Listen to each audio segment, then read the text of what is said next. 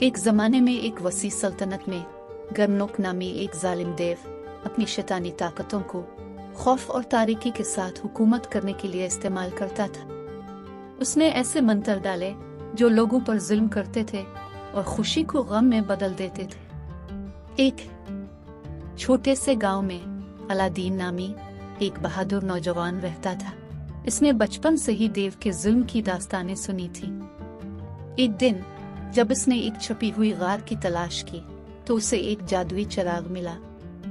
اسے رڑتے ہوئے اس میں سے ایک طاقتور جن نکلا جس نے اسے 3 خواہشات عطا کی۔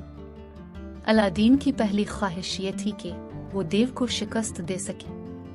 ایک نئے علم کے ساتھ اسے معلوم ہوا کہ گرنوک کی طاقت اس کے دل کی گہرائیوں میں چھپے ایک جادوئی جواہر میں ہے۔ بے خوف الادین نے جرأت کی اور اپنی دوسری خواہش کا اظہار کیا جو کہ